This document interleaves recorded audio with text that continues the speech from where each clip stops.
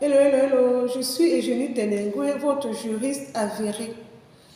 Au regard de la ligne éditoriale qui est la mienne, qui consiste à vous apporter ma modeste expertise juridique sur des faits de la société, j'ai décidé ce jour de jeter un regard interrogatoire sur des rapports entre les officiers de police judiciaire et la population, entendu ce personnel du secteur public à compétence générale dont le rôle est d'assurer la sécurité sociale, notamment les officiers, les sous-officiers, les inspecteurs de police, les gardiens de la paix, les commissaires de police. À côté de ces officiers de police judiciaire encore appelés OPJ, à compétence générale du secteur public, on en retrouve ici dans le secteur privé, mais ceux-là sont à compétence spéciale. Je vais m'atteler beaucoup plus sur ces officiers de police judiciaire à compétence générale dont le rôle est d'assurer la sécurité sociale. Les rapports de plus en plus avec la population sont conflictuels. À première vue, on a l'impression que ces rapports sont conflictés tout simplement parce qu'à la base, leur mission même est répressive. Mais à analyser de très près, on réalise en fait que les officiers de police judiciaire, pour la plupart, ignorent la limite de leurs interventions, ils vont au-delà de leurs prérogatives et c'est ainsi qu'on enregistre de plus en plus des bavures de ces officiers. Je vais ainsi insister sur la nécessité de protection de l'ordre public et la garantie des droits de l'homme.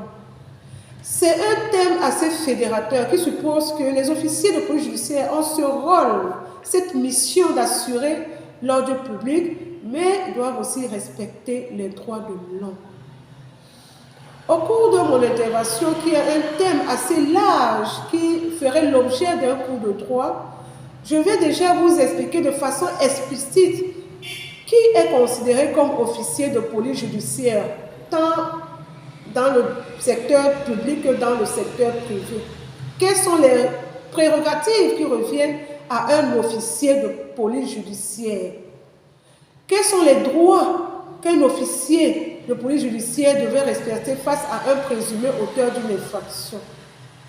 Je vais vous expliquer la procédure d'enquête d'un officier de police judiciaire face à une infraction, de l'ouverture de l'enquête préliminaire jusqu'à la fin de son enquête, jusqu'à la transmission du dossier de procédure chez le procureur. Et les droits qui reviennent à ce présumé auteur d'une infraction. Il reste présumé auteur parce que sa culpabilité n'est pas encore établie. C'est en gros ce qui fera l'objet de ce thème. Aujourd'hui, je voulais juste vous annoncer le thème.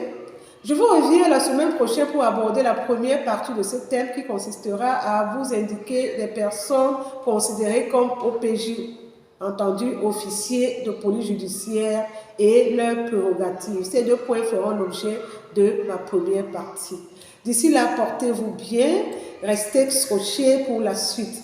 Je vous souhaite de passer une agréable fin de journée dans la paix et l'amour du Christ. Au revoir.